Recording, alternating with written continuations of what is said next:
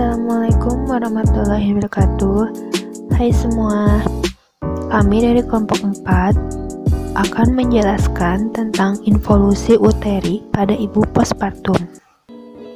Involusi adalah perubahan retrogresi pada uterus yang menyebabkan berkurangnya ukuran uterus. Involusi puerperium dibatasi pada uterus, dan apa yang terjadi pada organ dan struktur lain hanya dianggap sebagai perubahan puerperium.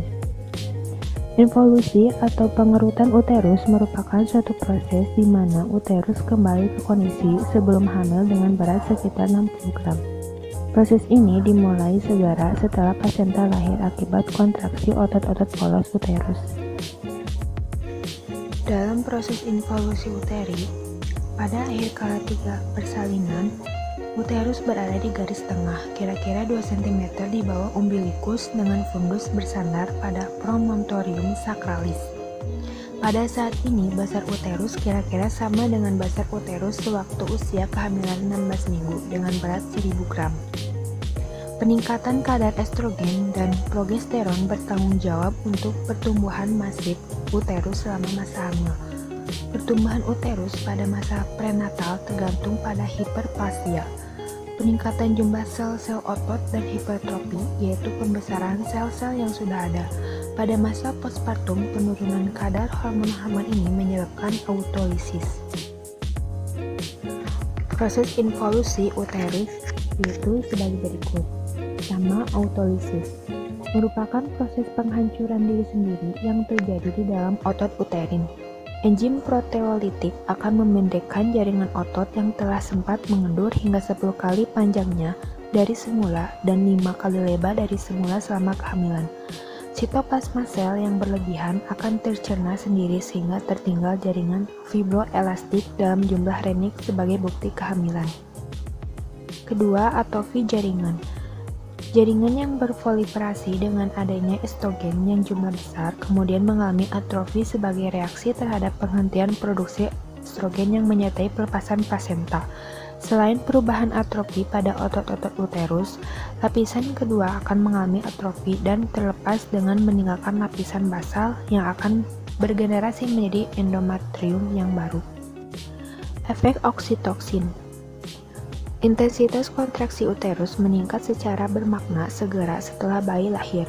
Diduga terjadi sebagai respon terhadap penurunan volume intrauterin yang sangat besar. Hormon oksitoksin yang lepas dari kelenjar hipofisis memperkuat dan mengatur kontraksi uterus, mengompresi pembuluh darah dan membantu proses hemostatis.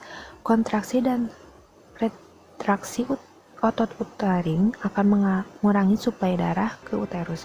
Proses ini akan membantu mengurangi bekas luka implantasi plasenta serta mengurangi pendarahan. Luka bekas pelekatan plasenta memerlukan waktu 8 minggu untuk sembuh total.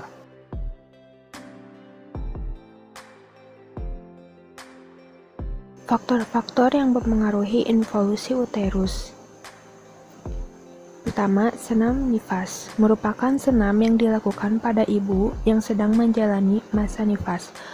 Tujuan senam untuk mempercepat pemulihan kondisi tubuh ibu setelah melahirkan, mencegah komplikasi yang mungkin terjadi selama masa nifas, memperkuat otot perut, otot dasar panggul, dan memperlancar sirkulasi pembuluh darah, dan membantu memperlancar terjadinya proses involusi uteri.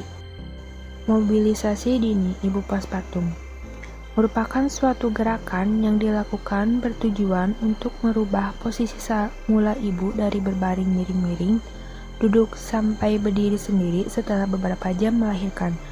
Tujuan memperlancar pengeluaran lohea, sisa-sisa darah nifas, mempercepat involusi, melancarkan fungsi organ gastrointestinal dan organ perkemihan, memperlancar peredaran sirkulasi darah.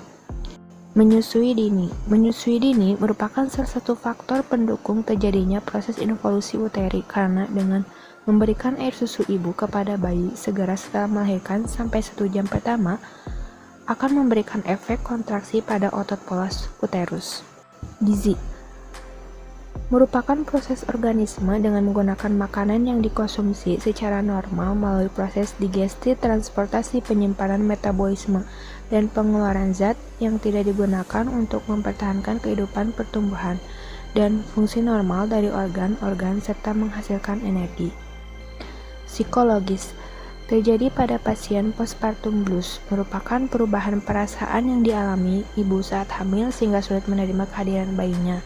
Ditinjau dari faktor hormonal, kadar estrogen dan progesteron, prolaktin, estriol yang terlalu tinggi maupun terlalu rendah.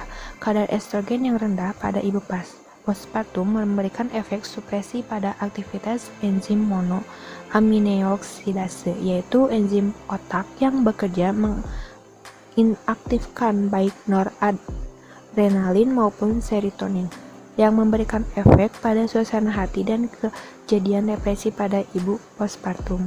Faktor usia. Elastisitas otot uterus pada usia lebih 35 tahun ke atas akan semakin berkurang. Faktor paritas. Itu ukuran uterus primipara dan multipara yang mempengaruhi proses berlangsungnya involusi uterus.